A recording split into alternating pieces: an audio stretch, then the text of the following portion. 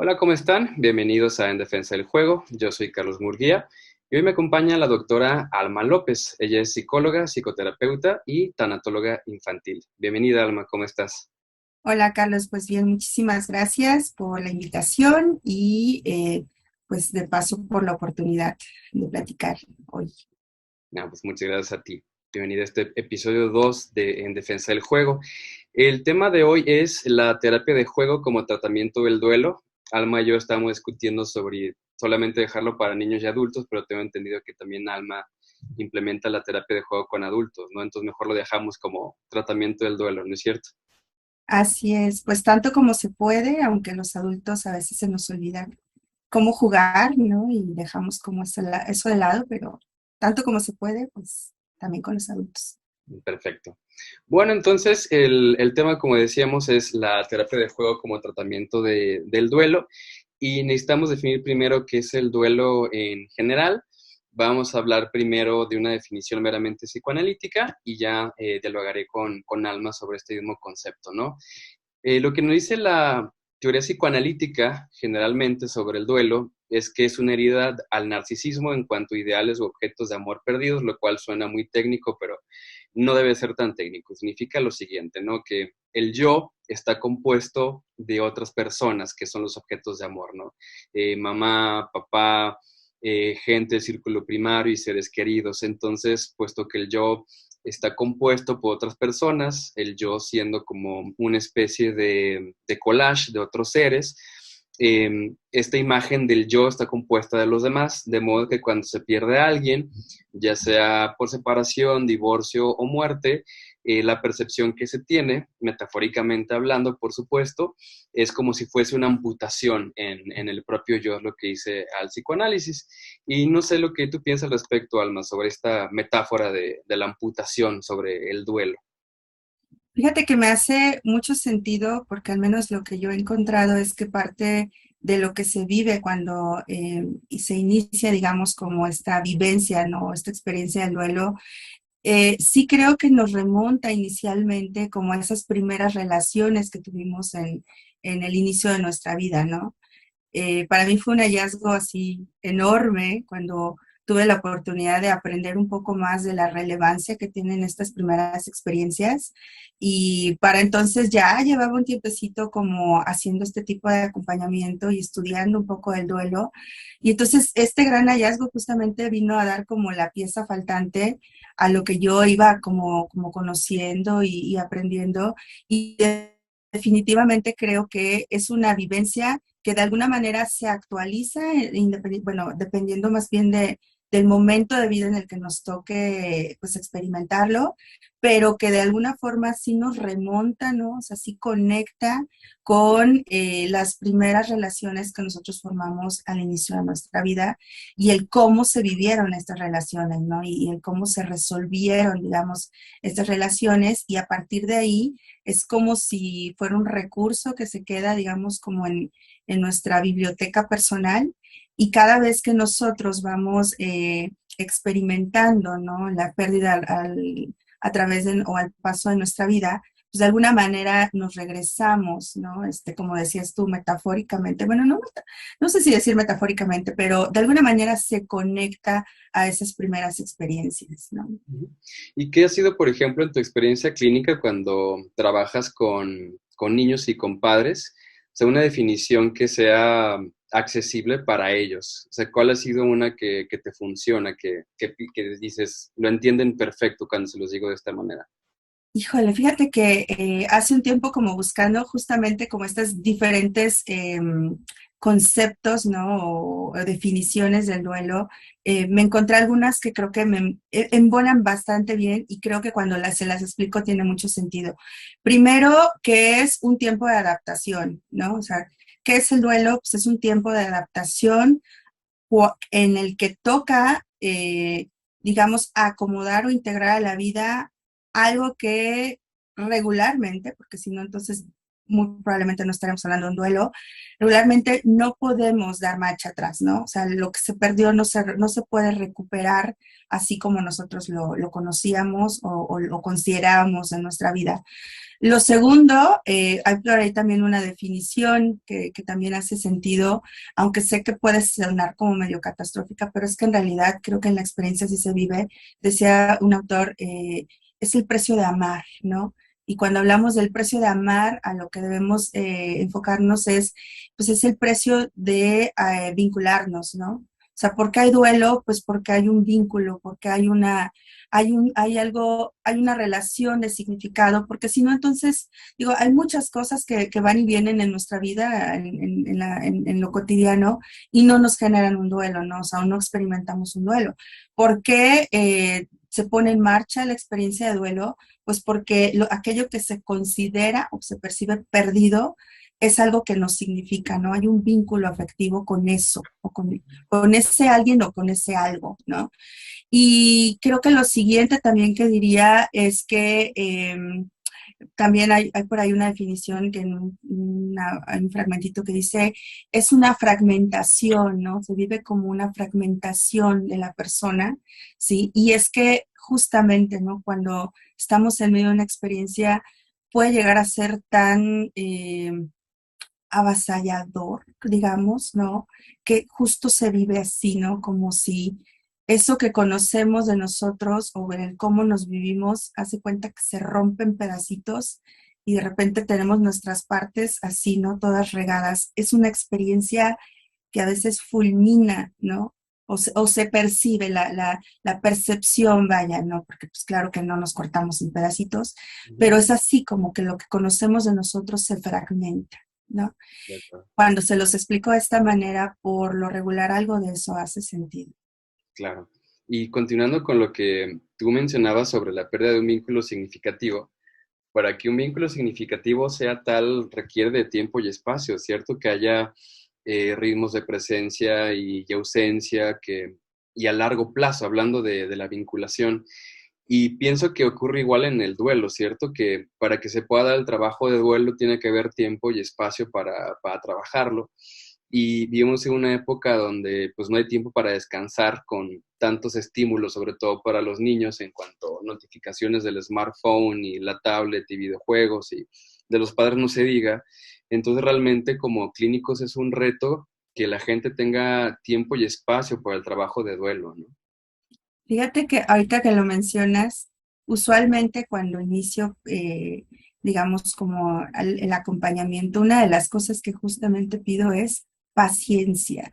Paciencia porque yo a veces, y fíjate que sí es común, ¿eh? Yo creo que muchos papás, hablando de cuando me toca que sea un chiquito el que traen al acompañamiento, si yo les dijera, o sea, o les diera esa opción de traerlos los 7 días de la semana, ¿no? Pensando que eso podría ser garantía para que la experiencia quede resuelta, digamos, lo más pronto posible, yo de verdad creo que lo harían. Y me toca decirles que no es así, ¿no? Que por mucho que vinieran los 7 días de la semana, por mucho que trabajáramos 5 horas, ¿no?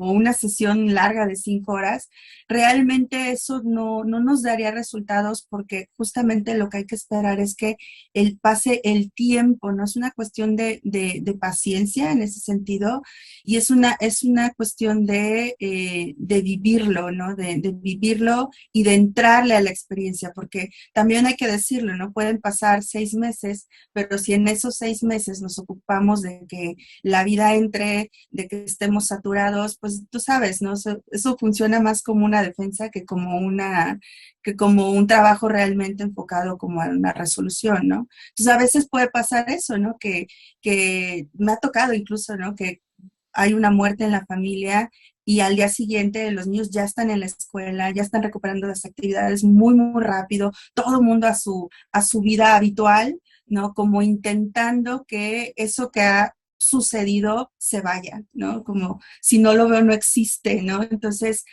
tratamos de no verlo, llenamos la vida, rellenamos la vida de los niños como tratando de que el dolor no llegue o no se sienta y pues lo único que pasa es que pues ahí nos espera, ¿no? Entonces, si en 6 meses volteas a verlo, en 6 meses se queda todo pacífico, es muy probable que ahí, o sea, aparezca lo que en realidad ha estado esperando su turno. Entonces, por eso tampoco se trata de no entrarle, así como de si le entramos, digamos, pues también es una cuestión de tiempo porque no hay otra manera de dejar que pase, es algo que tiene que pasar, digamos. Sí, no, igualmente, digo, se convirtió en algo muy bello pensar en esto, ¿no? Por ejemplo, para que un vínculo sea significativo con el otro a nivel pareja, a nivel amistad, a nivel familia, tiene que haber paciencia y persistencia a lo largo del tiempo, pero que sería como tomar un objeto de amor en este caso, ¿no?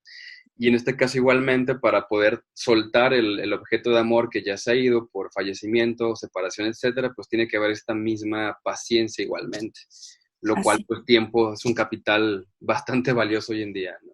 y costoso. Costoso. Así es.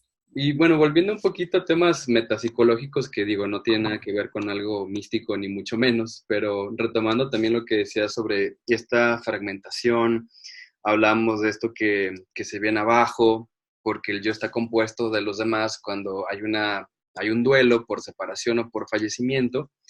Entonces, psicoanalíticamente se dice que la libido recircule, ¿no? Porque en este caso, la energía estaba dedicada a un objeto de amor y cuando esta persona ya no forma parte de la vida del paciente, entonces lo que hay que hacer mediante el trabajo terapéutico es que esta energía comience a circular de vuelta hacia afuera, ¿no? Ya mediante el trabajo terapéutico. Y volvemos a lo mismo, ¿no? No va a ser una cosa que va a pasar de la noche a la mañana y tampoco va a ser como de golpe, ¿cierto? Porque de repente se puede notar que hay un avance de la libido de la persona, hace nuevas actividades, a lo mejor piensa en nuevos hobbies, en nuevas amistades para trabajar el duelo y luego va de vuelta la persona.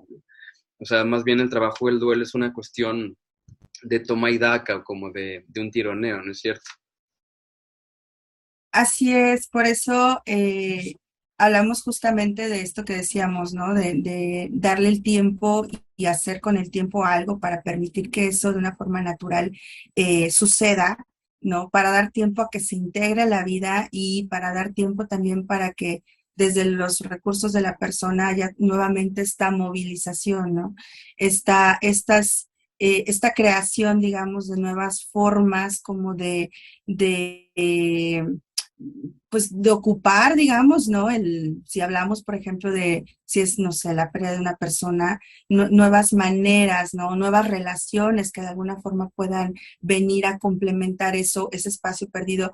Y aquí a lo mejor vale la pena decir que no estamos hablando, por ejemplo, de una sustitución de la persona, ¿no? Como puede ser, por ejemplo, una mamá o un papá en la vida de un niño, pues sabemos que esa persona pues no va a ser sustituida, pero las funciones que tenía esa persona, ¿no? El rol que tenía esa persona en la vida, el de a qué manera esa relación, ¿no?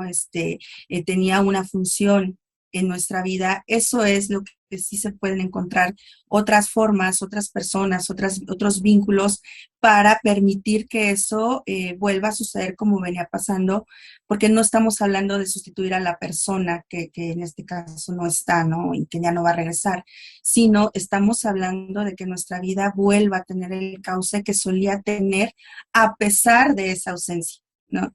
Esto es algo que yo normalmente llamo darle lugar a la ausencia, ¿no? Hacer presente la ausencia es poder seguir en la vida, seguir adelante, sin olvidar que hay una ausencia, ¿no? No se trata de decir no pasó, ¿no? No, se trata de decir sí, sí pasó, pero y así como pasó, esto es lo que yo puedo hacer para llenar ese hueco que quedó, ¿no? No desde olvidar el recuerdo, o sea, recordando, pero entendiendo que hay otras maneras, ¿no? Otras formas y otras relaciones que pueden venir digamos, en auxilio, ¿no? De eso que se considera, pues, perdido, ¿no? Claro.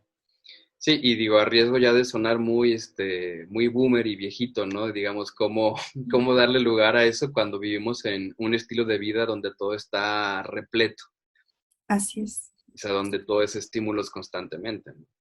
Y que todo es rápido, ¿no? Todo es automatizado ya, todo es, vivimos en la cultura de la rapidez. Estamos hablando de algo que tiene que tomar su cauce en el debido momento y estamos hablando de algo donde hay que darle lugar, perdón, también a las emociones como se vayan a presentar y también estamos en una sociedad donde pues a veces no nos gusta sentir aquellas emociones que consideramos incómodas, ¿no? Y entonces le rehuimos, ¿no? O sea, también estamos en una cultura que tiende más, pues a buscar la felicidad automática, ¿no? Rápida, y no nos damos cuenta de que también eso más bien es como un camino y entonces en ese caso el duelo también es un camino, ¿no? Pero en ese camino yo a veces se los explico así con metáforas, les digo es que es un camino que a veces va a estar empedrado, a veces va a estar con curvas, a veces va a estar planito, pero es un camino y no hay manera de llegar al otro lado, no hay atajos, no es como que hay alguien que te puede cargar y te puede llevar, no, te toca vivirlo. Y sabes que también hay que decirlo, porque eso es algo que me pasa mucho con los adultos que son tutores de los niños que a veces acompaño, no quisieran que los niños pasaran por este camino, ¿no? O sea, hay que hacerlo rápido, casi, casi dime cuánto cuesta quitárselo, arrancárselo, ¿no? Les cierro los ojos y los abro cuando estemos del otro lado. Y la verdad es que no se puede, ¿no? No podemos ni siquiera eh, negarles, digamos, como esa experiencia a los niños que a veces se les considera como los más vulnerables. En cierta forma, sí, pero eso no significa que no puedan pasar por ese camino que también implica dolor, porque la vida también trae eso. Sí, claro. Y aparte, el duelo, el dolor, es, es la antítesis de esta cultura del placer inmediato que el cual estamos viviendo, ¿no? Así. Y bueno, Alma, entonces, platícanos ya, ahora sí, hablamos del duelo en general, y ahora, si nos puedes aterrizar el tema del duelo, pero ya en el trabajo clínico con niños, ¿cómo funciona el duelo en niños en tu experiencia clínica? Pues mira, ya sabes, como siempre decimos, no hay las fórmulas ni las definiciones mágicas, ¿no? O sea, antes que nada, en la nota chiquita, digamos, al pie hay que decir que cada niño es diferente, ¿no? Casi cada persona es diferente, los niños también son diferentes todos, pero a lo mejor sí podemos decir como algunas generalidades que podríamos, digamos, ver, ¿no? Lo primero es que justamente porque la experiencia de vida pues es más limitada de acuerdo a la edad que tengan, pues vamos a encontrar que mucho de la expresión de este mundo emocional, pues va a estar menos educado tal vez, ¿no? O sea, menos socializado y culturizado. Y por lo tanto, suelen ser más directos, ¿no? O sea, vamos a ver probablemente la emoción más directa. Los adultos a lo mejor, si algún día queremos llorar y luego vemos que estamos en un espacio público, a lo mejor eso nos va a frenar y va a decir, ay, no, aquí no, porque me ven, ¿no? Bueno, los niños lo van a ver más, probablemente más directo, el enojo, el miedo, ¿no? O sea, no se van a poner a pensar en si me están viendo, si no, si hay que guardar como la imagen, ¿no? Ante alguna persona o en algún lugar. Entonces decimos que suelen ser como más directos en la expresión emocional. También hay que decir que suelen pues estar más amoldados, digamos, ¿no? A lo que está pasando en el entorno.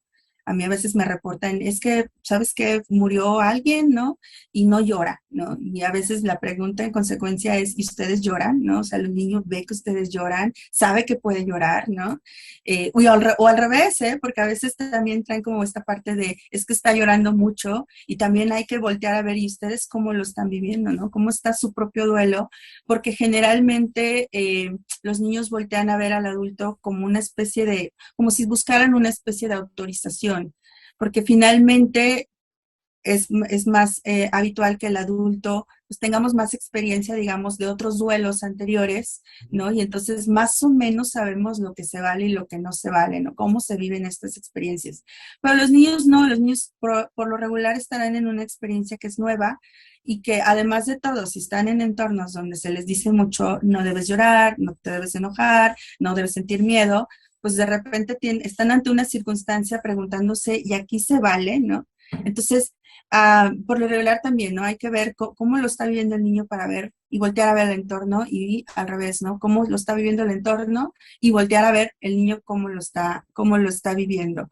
Eh, también podríamos decir, pero yo creo que esto también es, no sé si lo enfocaría únicamente en los niños, hay que decir que probablemente tienen una tolerancia, ¿no? Al dolor, a este dolor emocional.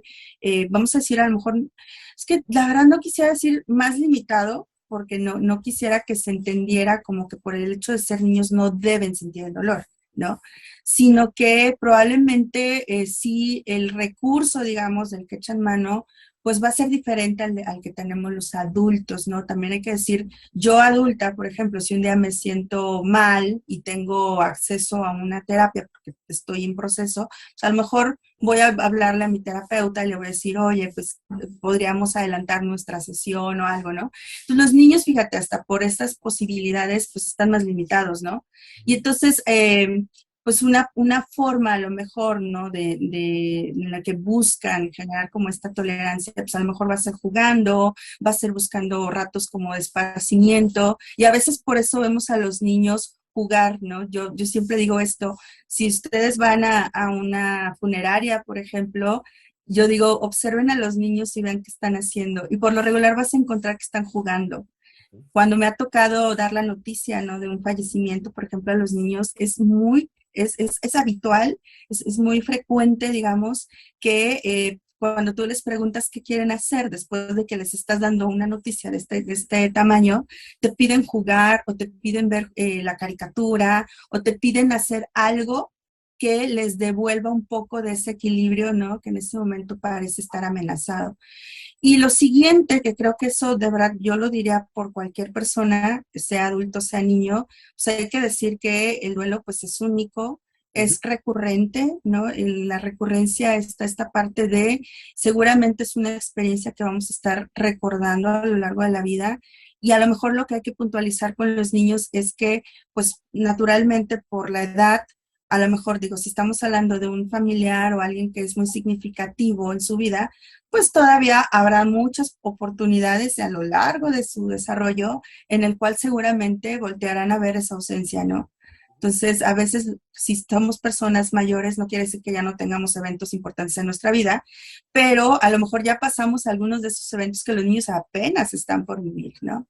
Entonces, es eso, pues es cíclico, es recurrente, pero también es único, es personal, es individual y también hay que decirlo, también es social, ¿no? O sea, requiere como de la autorización y la validación de los demás que digan, ah, sí, estás en duelo. Es que alguien que te es importante, pues ya no está, ¿no? Murió, se fue, por la razón que haya sido. Entonces, creo que eso es lo que diría de una forma general, pero siempre puntualizando que la verdad es que no hay un duelo igual a otro. Todos somos bien diferentes. De esto último quisiera retomar, ¿no? Lo que hablabas, que cada caso es único, cada proceso es único, no hay una fórmula. Y justamente el hecho de la rapidez de esta cultura narcisista del placer, de que todo sea rápido y satisfactorio, entonces estamos hablando que el tratamiento que vamos a diseñar, tanto con niños como adolescentes como adultos, va a ser caso por caso, como siempre, ¿no? Lo que Freud llamaba la regla fundamental de la asociación libre, que significa que a pesar de donde a lo mejor estamos usando el mismo marco teórico para trabajar con cada uno de los pacientes, niños, adolescentes y adultos, sus particularidades van a ser distintas, sus ritmos van a ser distintos, unos van hacia adelante, otros van hacia atrás, otros requieren cierto tipo más de manejo de apoyo, otros a lo mejor un poquito más de confrontación, pero cada uno de ellos merece un tratamiento personalizado, porque justamente cuando hablamos a lo mejor como de una solución empaquetada, le estamos vendiendo un producto que más bien se parece a lo que pueden encontrar en cualquier otro sitio, ¿no? Y nosotros como terapeutas le ofrecemos algo que no puede encontrar en otro sitio, que es una solución personalizada, ¿no es cierto? Es correcto. De repente, como, fíjate, yo tengo una palabrita, una frase para esto. Yo digo, si nos basamos únicamente en los clichés del duelo, ¿no? Por ejemplo, ¿no? Creer que todas las personas en duelo lloran, ¿no? Y no es así. O que la tristeza siempre se manifiesta llorando y no es así. Sí, o sea, ni todos los niños lloran, ni todos los niños juegan, ni todos los niños se enojan, ni la expresión de estas emociones, no todos son iguales. Sí, entonces, a veces de verdad el motivo de consulta es porque la persona, o en este caso el niño, no se amolda o no está respondiendo, ¿no? Ante los ojos de su contexto como se supone que tendría que estarlo haciendo, ¿sí? Entonces, a veces ya vienen como con esta con el prejuicio, digamos, ¿no? De es que lo está negando, es que no lo está viviendo, es que se lo está aguantando. Y a veces de verdad no es así, ¿no? Es más, te podría decir que a veces ni siquiera hay duelo, ¿no? O sea, a veces ni siquiera, o sea, asumimos que algo ha sucedido en el contexto y asumimos que hay un duelo activo y a veces hay que decirlo, ¿no? Pues no, o sea, realmente si no había un vínculo, si no había una presencia, si no había como esta cercanía, pues a lo mejor ni siquiera hay un duelo y a veces el duelo es de alguien más, ¿no? Generalmente en el contexto alguien está llevándote a quien cree que tendría que estar en duelo y no es así. Entonces, efectivamente, ¿no? Una de las cosas más importantes va a ser identificar, ¿no? Yo decía, las necesidades de la persona que está enfrente y no buscar únicamente los clichés, ¿no? Al final, ya sabes, la persona que más sabe de lo que está pasando, está sintiendo, pues es la persona que está ahí, independientemente de la edad que tenga, ¿no? Entonces, yo puedo saber mucha cultura, mucha teoría de duelo, sí, yo puedo saberme todos los modelos de duelo de los diferentes autores, y es como si trajéramos un molde y quisiéramos que la persona entrara a fuerza en ese molde, y estoy, ¿en qué etapa del duelo está esta persona, no? Ya estoy buscándole, cuando realmente pues no funciona de esa manera, porque cada persona tiene ese derecho a vivirlo de una manera única, personal, privada, ¿sí? Y entonces por eso es que ir por estos clichés o estos modelos, digamos, únicos, reduccionistas, pues no, o sea, creo que más bien el riesgo ahí es que vayamos como por esta parte, incluso hasta con falta de empatía, ¿no? Porque dejamos de ver a la persona por ver la teoría o el modelo o el molde y no, y perdemos de vista pues a la persona, ¿sí? Sí, claro. También ahorita me hiciste recordar de alguna de las conferencias de Freud, 1915-17, donde surge una frase que dice, el saber del clínico no es el mismo que el del enfermo, que bueno, esa palabra pues ya está en desuso, ¿no? Pero hoy en día podemos decir, el saber del terapeuta no es el mismo que el de su cliente o su paciente. Y una de nuestra labor es brindar las mejores condiciones para que encuentre ese saber, pero el paciente, ¿cierto? No tanto nuestro saber, como tú bien dices, a pesar de que yo tenga 15 posgrados, yo nunca voy a tener el saber de aquella persona con la cual estoy trabajando. Es correcto, así es. Y en consecuencia, fíjate, ahorita digo, a lo mejor ya vamos para allá, no lo sé, pero hay que hablar incluso, ¿no? De lo que nosotros tenemos como herramienta, digamos, ¿no? Que en este caso a lo mejor es el juego, ¿no? Que es parte del tema de hoy. Ahí justamente queda como está justificado, vaya, o queda bien acomodado la parte del juego libre, ¿no? Exacto. A veces, no a veces, por lo regular, vaya, siempre es la posibilidad que nosotros tenemos de darle al niño que hable, que exprese, que nos diga, ¿no? Lo que hay como en este mundo interior y a partir de ahí, de esa conciencia de nosotros, pues saber cuál es la necesidad del niño, pero si nosotros damos todo estructurado, si nosotros damos todo predicho, digamos, o prescrito, pues no sesgamos o limitamos de alguna forma a que en este caso el paciente o el cliente pues nos diga lo que realmente está pasando en su interior y también en consecuencia lo que podamos identificar lo que necesita, ¿no?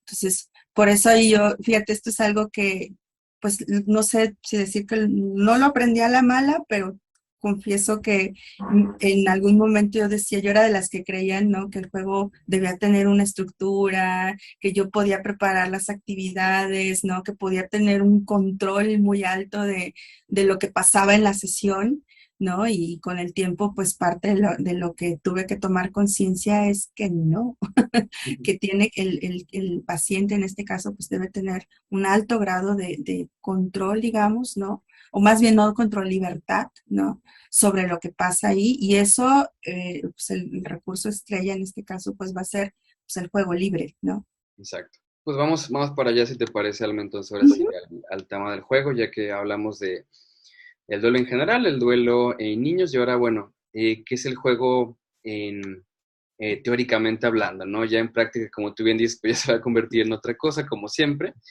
Pero vamos adelantando que una noción popular es que el juego tiene que ver con una especie de entretenimiento o como una cosa que tiene que ver para que los niños pasen el rato, lo cual es completamente falso. En efecto, sí puede haber juego que genera entretenimiento, pero del juego que nosotros estamos hablando como clínicos es del juego que realiza trabajo elaborativo. O sea, ¿qué significa esto?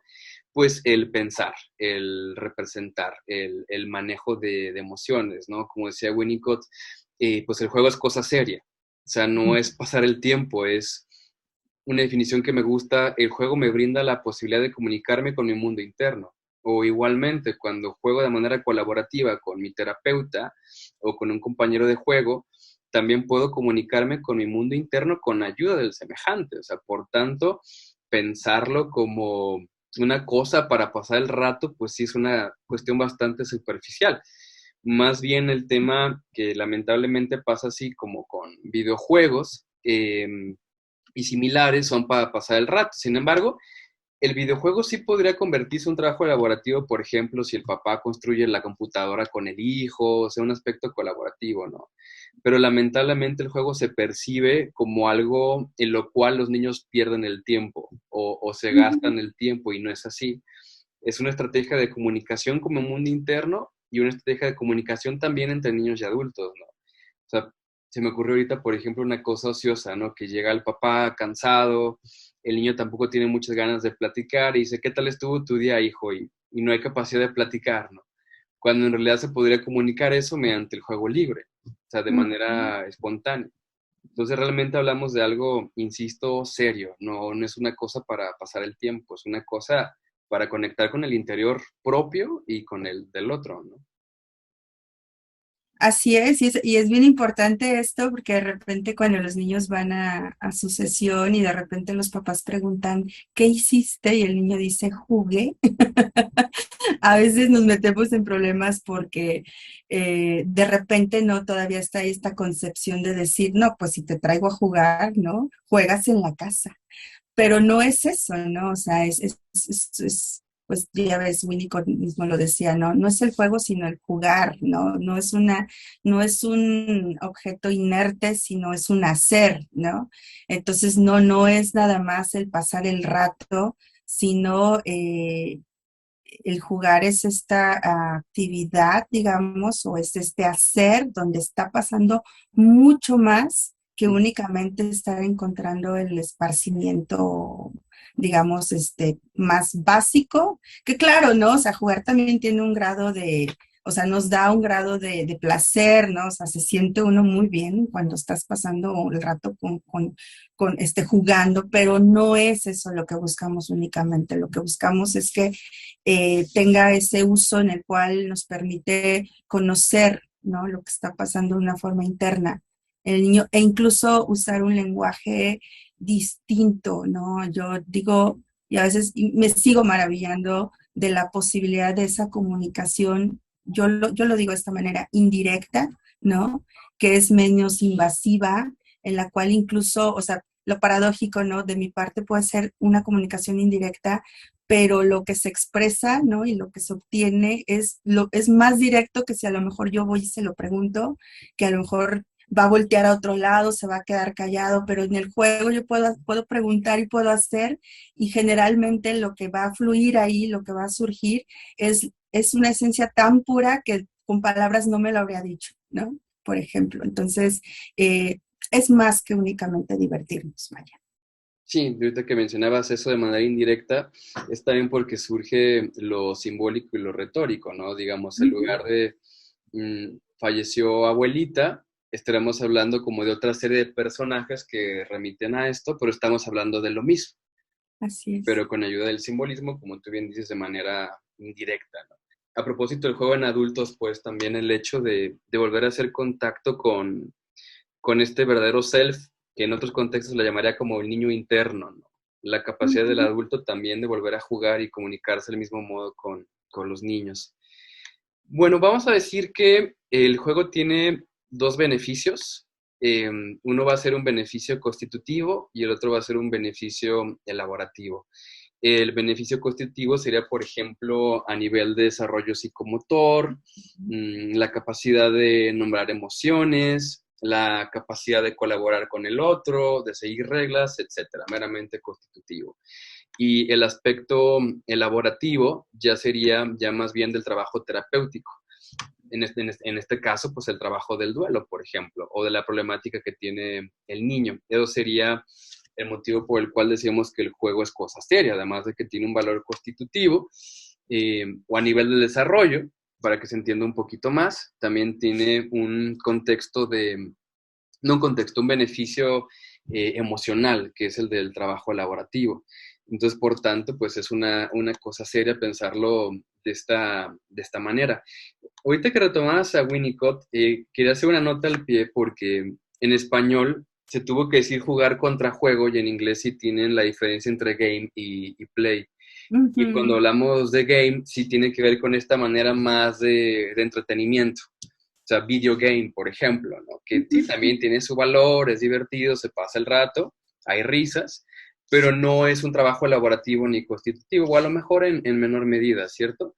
Pero la palabra play, que en español sí es juego, no es entretenimiento, porque la palabra play también en inglés involucra este aspecto de dialéctica, de cosas que vienen y van, de comunicación con mi mundo interno, con el otro, de esta comunicación indirecta que tú decías, ¿no?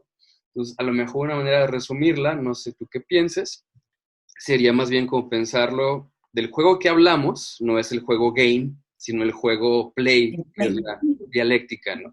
Que Así tiene es. tanto beneficios constitutivos como elaborativos o emocionales. Correcto. Sí, sí, sí, totalmente de acuerdo. Es justamente a eso a lo que nos estamos refiriendo. Por eso es no nada más es jugué, ¿no? Jugué muñequitos, jugué carritos, es todo lo que estaba en torno a ese carrito, a es cómo se movió, a lo que se dijo, a lo que pasó, a la expresión, a cómo nos sentimos, ¿no? Al nombre que se le puso al carrito, ¿no? Al color que se eligió para jugar, a cuántos carritos había, o sea, es tanto que no se puede nada más reducir a jugué carritos, ¿no? Jugué con los carritos, ¿no? Claro.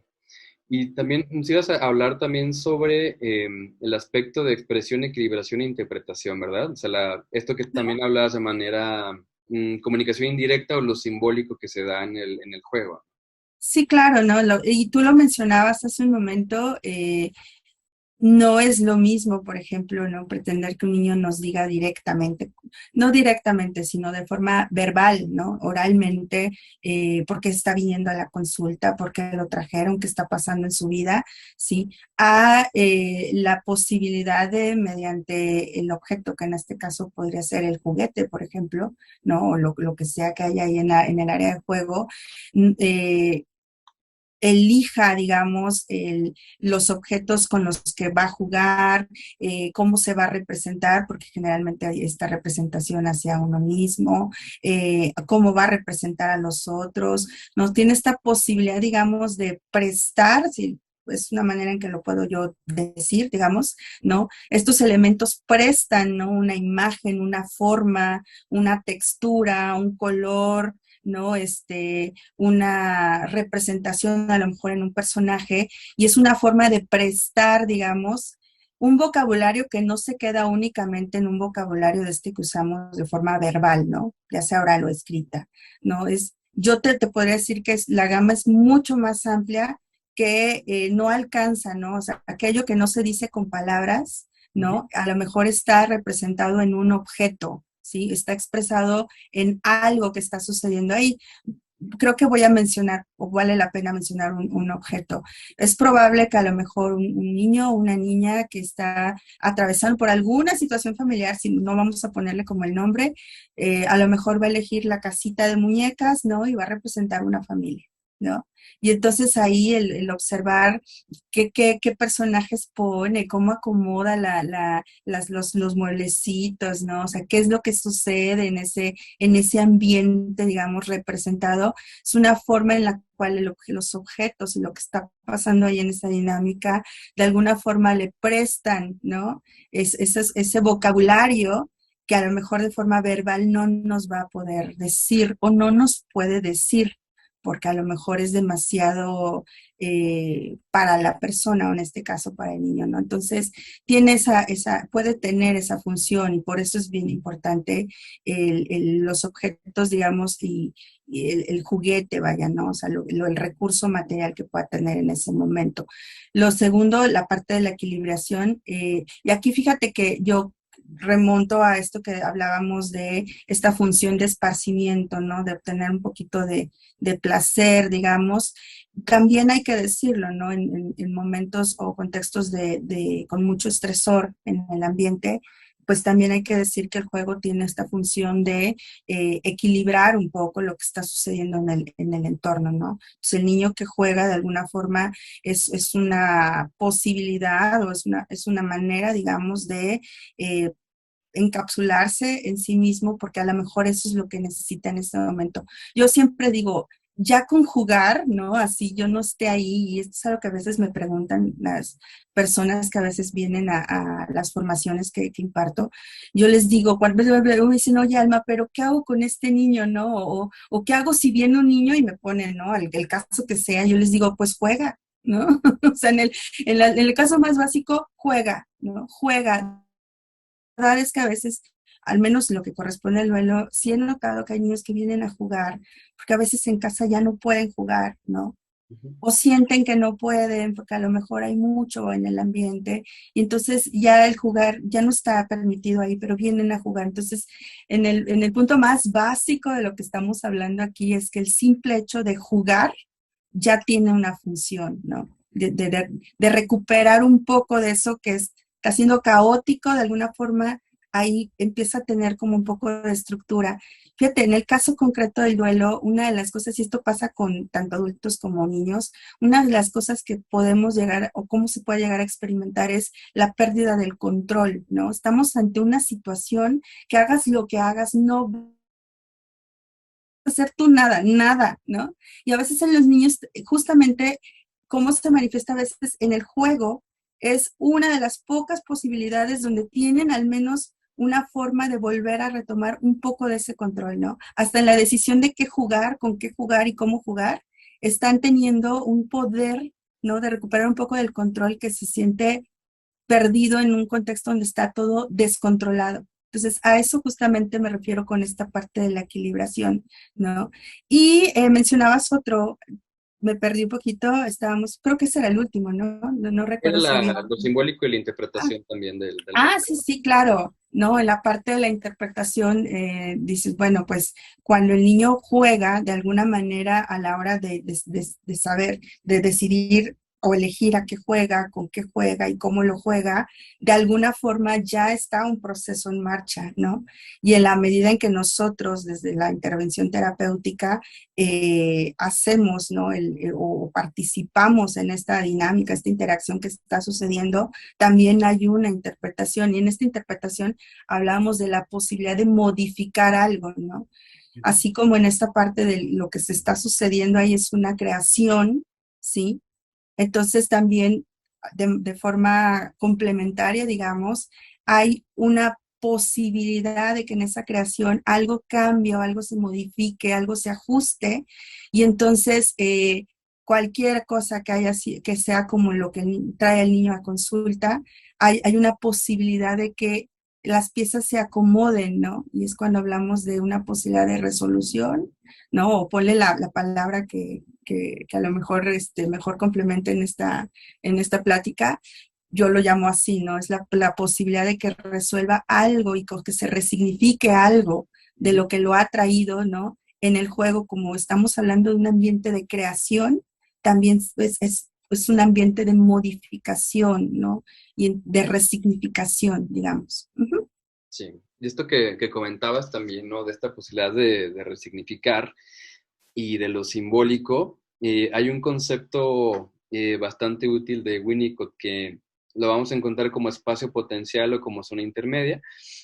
Solamente que como zona intermedia a lo mejor va a quedar un poco más claro, que se refiere a donde tenemos como esta oposición blanco y negro entre mundo interno y mundo externo, ¿no?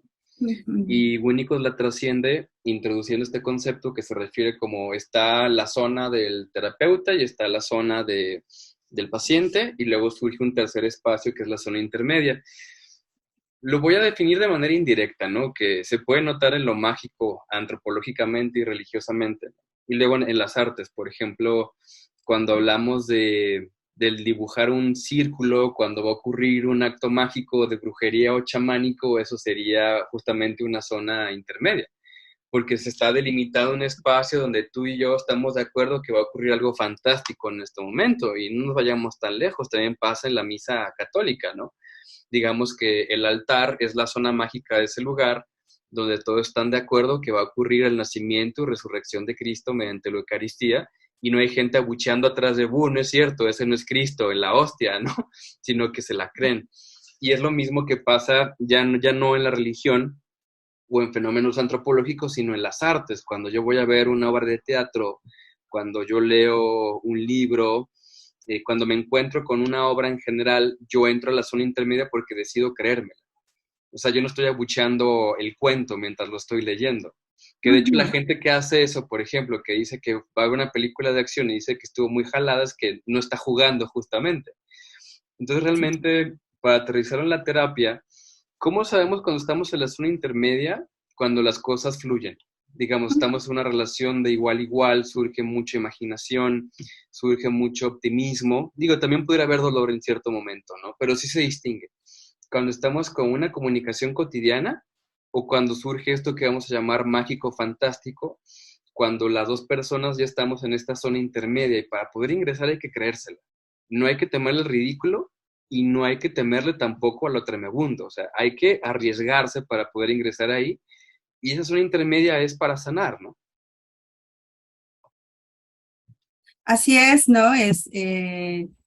Es justamente el terreno donde todo es posible, ¿no? Donde, ya sabes, de repente, porque me pasa, ¿no? De repente el niño agarra el teléfono de juguete, ¿no? Y dice, bueno, y entonces corres a agarrar lo primero que esté al alcance y dices, hola, ¿cómo estás? ¿No? Ujú. Platícame, ¿cómo estás? Oye, te invito a cenar a mi casa. Claro, ya voy, ¿no? Y de repente agarras lo del cojín o lo que está al lado y haces como que toca la puerta y entonces empieza a fluir todo, ¿no?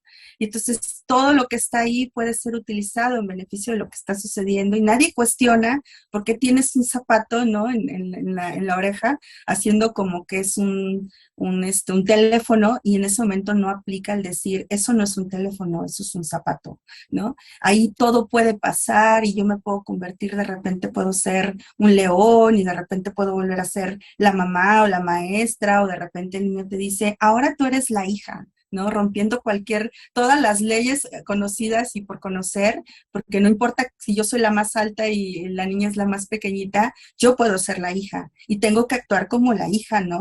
Y soy la hija en ese momento y entonces le digo a mi paciente, ay mamá, ¿no? ¿Y qué me trajiste del súper, ¿no? Entonces es ahí donde surge eso y entonces, como decías, no le tememos al ridículo, no le tememos a agarrar el zapato como si fuera el teléfono o hacer como que mordemos la manzana de plástico y sabes, es algo bien curioso, mira, yo tengo una caja de arena, ¿no? Un arenero y entonces los niños suelen agarrar la arena como si fuera el agua, ¿no? Y te pasan la tacita llena de arena y te dicen, te traje un jugo, un café o lo que sea, y entonces haces como que lo tomas, el niño sabe que no lo estás tomando, pero disfruta, ¿no? Y hay esta comunión, digamos, porque los dos sabemos que no lo estoy tomando, pero qué bien se siente como si hacer como que se toma, ¿no? Y nadie dice nada porque sabes que no se está tomando, pero puedes jugar a que estás tomando la arena y no la estás haciendo, ¿no? Pero nadie cuestiona eso, Sí, ni claro. siquiera nosotros, ¿no? Que en la parte adulta, que a veces cuesta mucho el decir, es que eso no es agua, eso es arena, no es que eso no es jugar, ¿no? O sea, no es lo que buscamos en este contexto. Sí, y con adultos es igual, digamos.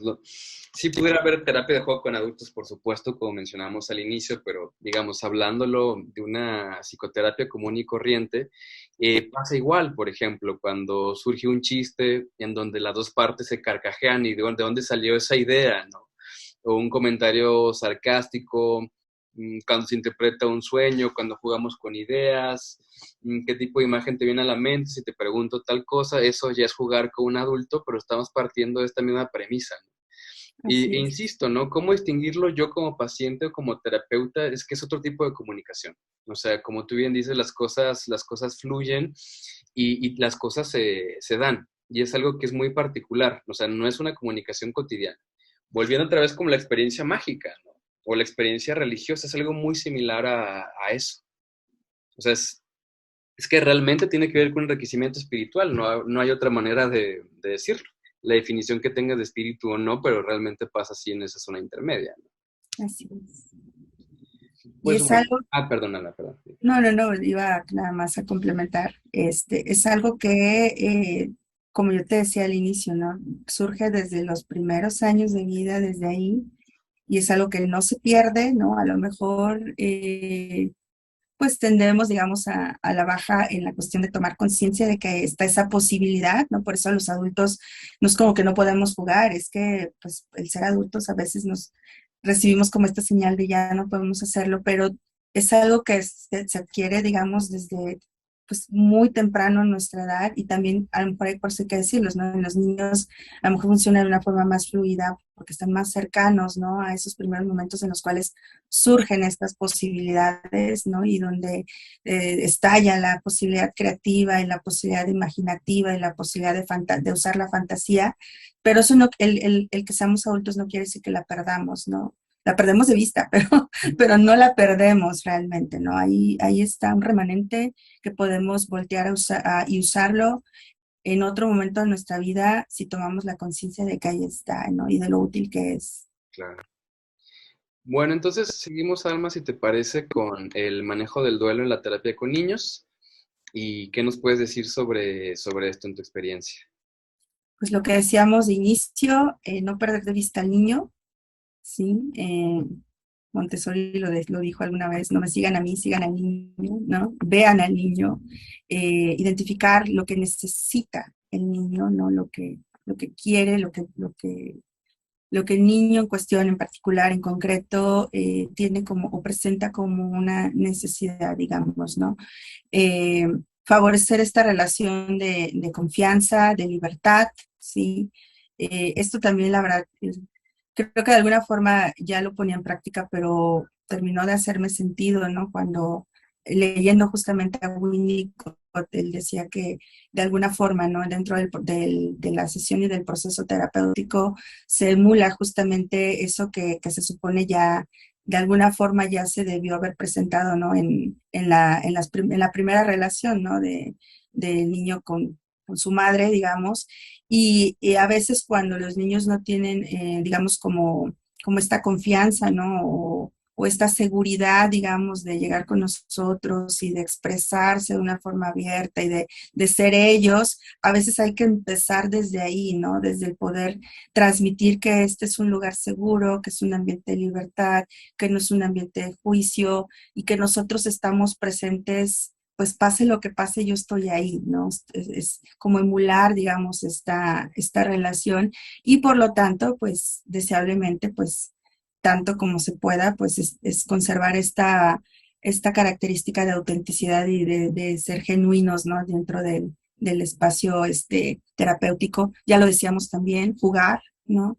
Quienes estamos, digamos, o que trabajamos con infancias, pues una de las cosas a lo mejor donde tenemos que hacer conciencia es cómo estamos con la posibilidad de jugar, ¿no?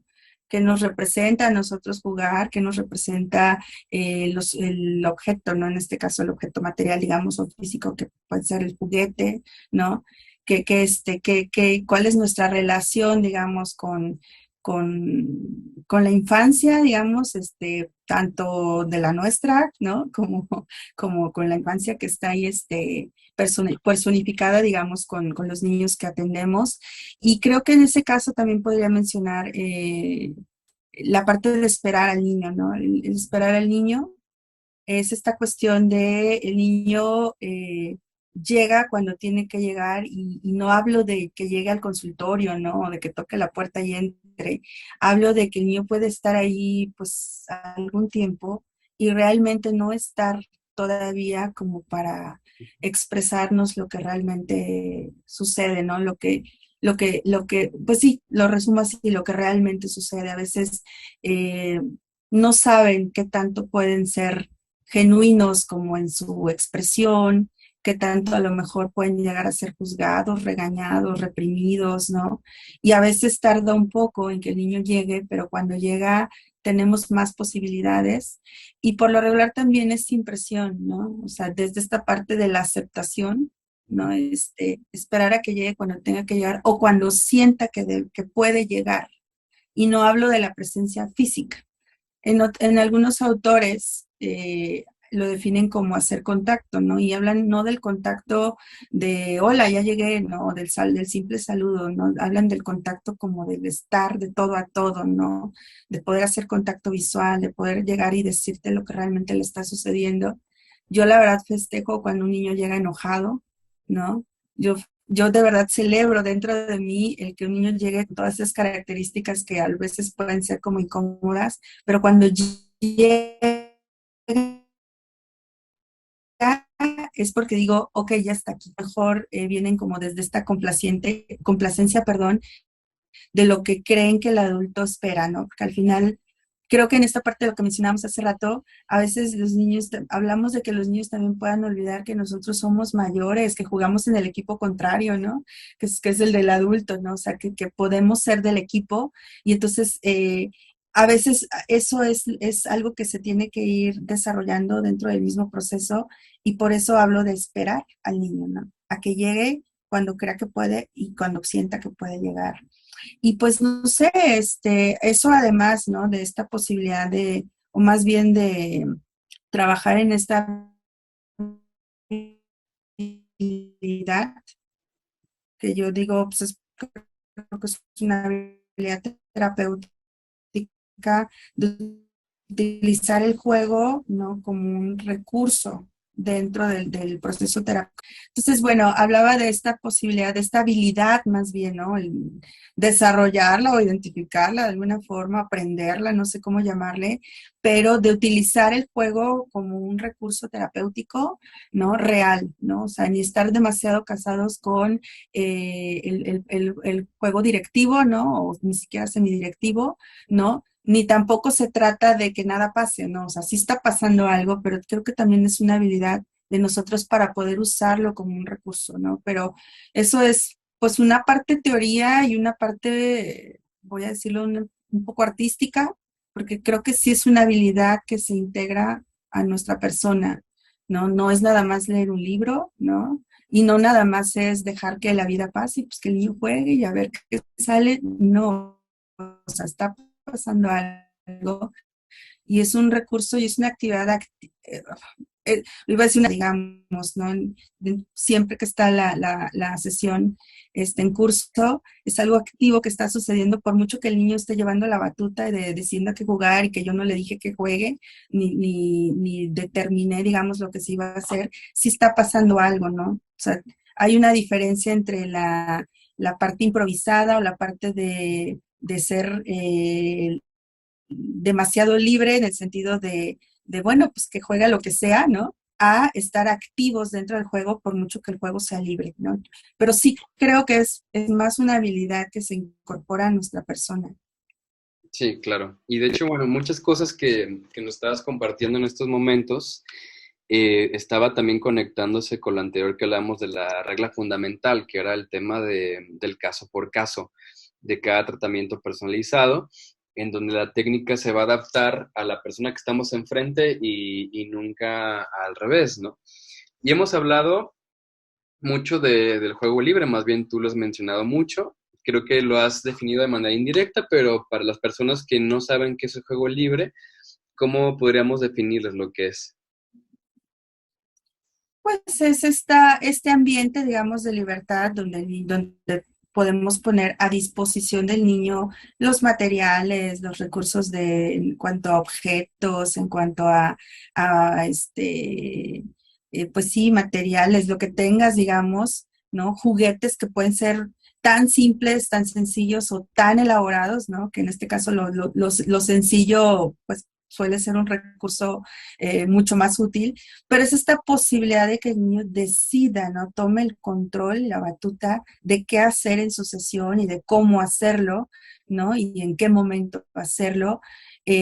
digamos, con la mínima directividad de parte nuestra, ¿no? La mínima intervención, al menos en la elección del qué hacer y del cómo hacerlo, ¿no? Por esto que te decía, ¿no? O sea, el niño puede agarrar, no sé, un lápiz y decir, oh, ¿cómo se dice? Mi varita mágica, ¿no? Entonces, desde lo directivo yo puedo decir, es que eso no se juega así, ¿no? Eso es para jugar de esta manera y entonces eso ya no es libre, ¿no? En el momento en el que entra el adulto y entramos con estas direcciones y estas instrucciones, deja de ser pues libre, ¿no? Exacto. Entonces es esta posibilidad de libertad, ¿no? Y que además de todo tiene este ingrediente de ser pues muy amplio, porque entonces tienes muchísimas posibilidades, así tengas tres objetos, Ujú. hay muchas más posibilidades que solamente tres, ¿no? Entonces, yo lo definiría así, no sé si hay algo que agregar o que Sí, corregir. claro. O sea, de hecho, bueno, es el correlato también de trabajo con adultos, ¿no? De cuando se le hace la consigna, bueno, tú decides de qué es lo que vas a hablar. Y me imagino que si tu experiencia, la mía lo ha sido y con otros también que conozco, colegas lo ha sido, es como se pueden impresionar algunos en donde como que puedo hablar de lo que sea o puedo hablar de lo que sea. ¿Por qué? Porque están esperando dirección. Así es. Y mismo tema con los niños, ¿no? Entonces justamente estamos brindando un espacio, el mejor espacio posible para que ellos lleguen a ese saber y retomando el juego libre igualmente, ¿no? Está el consultorio, están sus elementos, los juguetes, colores, etcétera, etcétera. Y a algunos niños también les cuesta trabajo esto, ¿no? De, bueno, puedes tomar lo que tú quieras y como lo que tú quieras. O sea, se convierte hoy en día en una consigna complicada porque están también viviendo una vida sumamente directiva. Entonces, estamos hablando de un Así, entorno donde incluso ya hay coaching para niños, donde se habla también de habilidades de ventas cuando son niños que aún no tienen recursos para trabajar un duelo, ¿no? Y les están enseñando técnicas de cierre de ventas. Entonces, estamos ofreciendo algo que es sumamente distinto a lo que se pueden encontrar allá, que no es directividad, sino comunicación con la ayuda de nosotros, por supuesto, pero comunicación de su mundo interno de manera libre. O sea, por ese motivo, el juego puede ser sumamente barato. O sea, no tiene que ver, como tú bien decías, tanto recurso. Algo tan simple como una hoja blanca y un lápiz. Así de sencillo, ¿no? No tiene por qué ser algo aparatoso, en lo absoluto. así es, algo tan simple como, no sé, materiales reciclados, ¿no? O lo que esté al alcance en realidad, ¿no? No tiene que ser como ni el juguete más o el material más costoso. Vuelvo a lo mismo, eso es algo de lo que creo que aprendí sobre la marcha, ¿no? El objeto o el juguete más costoso, no ese que te duele que el niño rompa, no, ese no es el ideal. El ideal es aquello que puede el niño hacer y deshacer y doblar y usar de las 10,000 maneras posibles, ¿no? Si no es que más. Ese es el objeto ideal, digamos, ¿no? Ese es el material ideal, ¿sí? Y en ese sentido también las posibilidades son tan amplias como la creatividad nos alcance para hacer y deshacer, ¿no? Entonces, sí, la inversión ni siquiera tiene que ser una inversión demasiado alta. Sí, claro. Sí, más bien el tema de los juguetes caros y demás ya son por temas de necesidades adultas, ¿no? Como Así es. cumplir funciones parentales de alguna otra manera mediante Ujú, objetos, vaya. es Y bueno, correcto. lo que nos queda ya es hacer la síntesis, ¿cierto? Si no me equivoco, Alma, que ya hablamos del duelo, ya hablamos del juego, y ahora es cómo trabajas tú el juego para trabajar el duelo con tus pacientes. Bueno, creo que ya hace rato hablaba un poquito o daba como alguna señal de esto. Para mí, antes que nada, es una herramienta de comunicación, digamos, ¿no? Es una herramienta como para poder empezar en esta construcción del vínculo, ¿no? El vínculo terapéutico, ¿no? Que yo deseo tener con mi paciente, ¿no? Es mi manera, ¿no? De alguna forma de decirle que hay algo que compartimos, ¿no? O sea, no nos conocemos, antes tal vez no nos hemos visto, pero mira, los dos jugamos, ¿no? O sea, disfrutamos de esta actividad. Entonces es como algo que tenemos en común y que ayuda como en la construcción nos lleva como a este espacio de confianza, a este espacio de aceptación, a este espacio de libertad, ¿no? De aceptación. Entonces, eso es lo esencial. Lo segundo, creo que sería como esta parte de, pues también que el niño que expresa es una forma en la que puedo tal vez identificar, ¿no? El cómo expresa lo que necesita, ¿no? Porque una cosa es lo que me dice el adulto, pero en realidad mucho de lo que me interesa es saber el niño qué, ¿no? O sea, no lo que el otro cree, sino el niño qué, ¿no? Y en un sentido a lo mejor un poco más, pues no más elaborado, pero más profundo, a lo mejor, y más que lo que corresponde a mi intervención o a mi trabajo, buscar, ¿no? La forma de que el juego sea el recurso a partir del cual puedo hacer una intervención, ¿no? Que ayude a resignificar la situación problematizada en el niño, ¿no? Lo que al final, vamos a decir, le trae a la terapia, ¿no? Entiendo que de una forma más amplia vendrá, cuando es el caso, vendrá porque alguien en su familia ha muerto, vendrá porque los papás se divorciaron, vendrá porque hay algo, ¿no? Un duelo activo por la razón que sea, pero de una